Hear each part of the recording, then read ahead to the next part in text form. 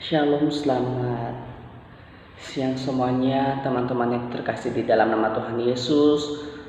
Baik, saya akan mau mempresentasikan tentang metode gereja masa kini, dan yang nama-nama kelompok saya ada Oris, ada Gugah Hati, dan saya sendiri yang bernama Zainal Artahia.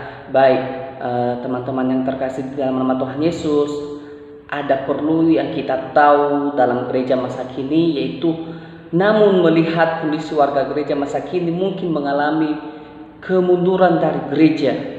Mula-mula beberapa warga gereja masa kini menganggap datang ke gereja hanya sebuah rutinitas saja, ke gereja yang seharusnya dilakukan sebagai kesempatan memuji dan memuliakan Tuhan. Ya. Saudara-saudara, gereja masa kini semakin memuji Tuhan dan memuliakan Tuhan, ya. Banyak mengalami kemunduran gereja masa kini, yaitu di masa-masa pandemi ini, karena kita terbatas untuk beribadah kepada Tuhan. Ya, mungkin ada beberapa yang saya jelaskan, yaitu yang pertama, banyak warga gereja memandang gereja sebagai supermarket. Mereka memiliki daftar kebutuhan hidup dan rohani yang mereka harapkan dapat mereka peroleh dari gereja. Ya. Mereka mengharapkan bahwa gereja dapat memberikan layanan yang memuaskan, khotbah-khotbah yang cocok dengan kebutuhan. Ya, di sini gereja selalu memberikan motivasi atau selalu memberikan banyak khotbah tentang mengalami kehidupan, ya. Gereja masa kini mereka memandang sebagai supermarket, yaitu melalui kebutuhan hidup, ya. Di dalam kehidupan kita harus membutuhkan kebutuhan hidup, yaitu jasmani dan rohani. Saudara-saudara yang terkasih di dalam nama Tuhan Yesus, mari kita akan mendengarkan khotbah-khotbah yang sangat-sangat memberkati kita. Ya. Gereja dapat memberikan layanan dalam kehidupan kita. Khotbah-khotbah dari YouTube, baik itu di gereja, ya, dapat memberkati kita. Kebutuhan penataan ibadah yang menarik, suasana yang enak disebut. Jika unsur-unsur ini tidak terpenuhi, masuk akal bila mereka mengunjung supermarket. Nah, gereja sekarang, masa kini sekarang, saudara-saudara, harus sesuai dengan kebutuhan kita. Ya. Gereja sekarang harus bisa memberikan contoh. Ya. Yang kedua yang saya katakan, ada pula gereja yang menganggap gereja sebagai gedung pertunjukan, tempat mereka menonton berbagai pertunjukan seperti vokal group atau paduan suara. Nah, melalui gereja sekarang, saudara-saudara, banyak hal yang kita ketahui, ya. Gedung gereja menunjukkan berbagai, ada kesaksian, perpaduan suara, ya. Suara sakramen, kemampuan bicara pengkhotbah. Tidak heran bahwa daftar kebaktian minggu dimulai di sementara surat kabar. Nah, gereja sekarang harus ada tata ibadah, ada warta jemaat, ya, saudara-saudara. Banyak sekarang gereja yang mengatakan itu gereja hanya sebagai rutinitas. Namun saya mau mengatakannya, saudara-saudara, gereja adalah tempat kita beribadah. Gereja adalah gedung serba untuk memuliakan nama Tuhan, ya. Kita bisa memuji nama Tuhan. Jangankan hanya di gereja, di rumah kita bisa memuliakan Tuhan. Di rumah kita bisa berdoa. Yang ketiga yang saya katakan adalah ada pula memperlakukan gereja sebagai klub sosial tempat para anggotanya memperluas pergaulan atau mencari kesempatan untuk memperluas jaringan-jaringan bisnis. Ya. Di sini gereja harus tahu bahwa gereja sekarang adalah gereja sosial, ya, atau mencari jaringan. Yang dimaksud jaringan di sini, saudara-saudara, untuk menjangkau jiwa atau berbagai jaringan media, yaitu melalui handphone, melalui internet, berbagai macam sekarang, saudara-saudara. Yang keempat, sebagai warga gereja menganggap gereja seperti rumah sakit. Mereka pergi ke gereja untuk mendapatkan perhatian, dikunjungi, dirawat, didoakan, ditelateni. Nah, di sini juga saudara-saudara, menurut pandangan orang, gereja itu sebagai rumah sakit untuk mereka didoakan yang sakit. Nah, gereja di sini harus kita tahu, ya, kita harus mendoakan orang-orang sakit. Jangankan kita hanya khotbah di atas mimbar, kita juga harus mendoakan orang sakit yang kebutuhannya yang masih belum mencukupkan, orang-orang khawatir di luar sana. Itu tanggung jawab gereja. Ya.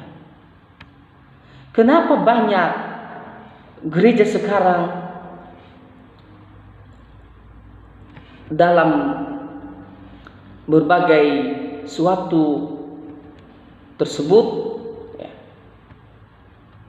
mungkin kita merasa tentang kehidupan gereja tadi terlalu sinis dan pesimis, tetapi kalau ada amati dengan tajam, nah gereja dalam kehidupan kita sehari-hari kita harus mengamatinya, ya.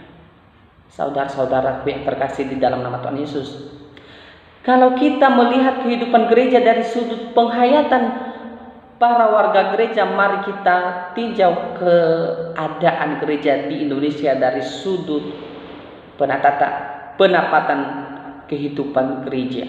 Bagaimana kehidupan gereja sekarang? Ya, banyak hal yang kita tahu. Ya.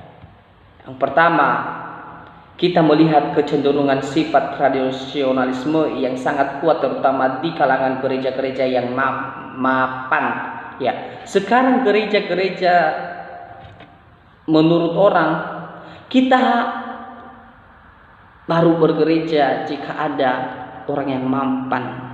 Ya.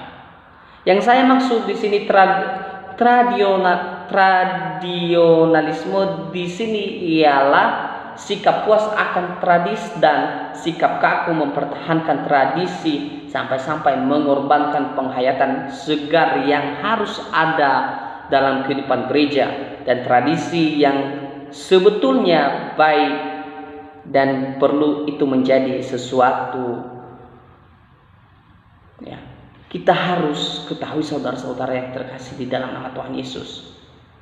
Yang kedua, kecenderungan mengartikan gereja sebagai ilustrasi atau tidak salah dan tidak dapat disangkal bahwa ada aspek kelembagaan dalam kehidupan gereja, ya. Ada aspek, namun demikian kita juga sebagai warga gereja, ya, kita harus peduli dengan gereja, ya.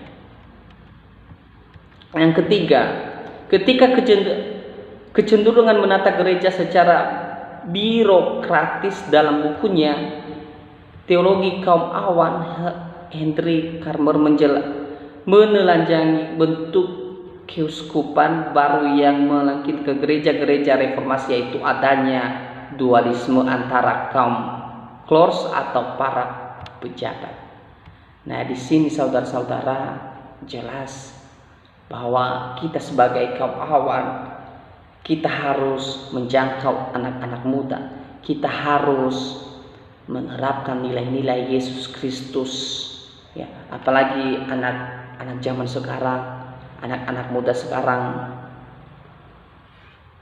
mereka sering melupakan Tuhan. Untuk itu Kita sebagai kaum awam, kita harus menjangkau anak-anak muda, anak-anak di luar sana. Itu tanggung jawab kita. Itu juga tanggung jawab gereja. Ya. Yang keempat, adanya kesenjangan yang cukup parah antara generasi dan kelas para warga gereja. Misalnya program gereja kebanyakan disusun menurut usia dan jenis. Nah, di sini dikatakan saudara-saudara yang terkasih di dalam nama Tuhan Yesus, banyak gereja yang jarang melibatkan anak muda. Ya. Mereka hanya melihat berapa usia, baru mereka bisa melibatkan orang tertentu. Nah, sebagai gereja, mari kita juga melibatkan sebagai anak-anak muda sekarang. Kapan lagi kita kalau bukan mulai dari sekarang kita harus peduli sama anak-anak di luar sana. Mari kita melibatkan mereka. Sebagai apapun program gereja, mari kita melibatkan mereka. Ya.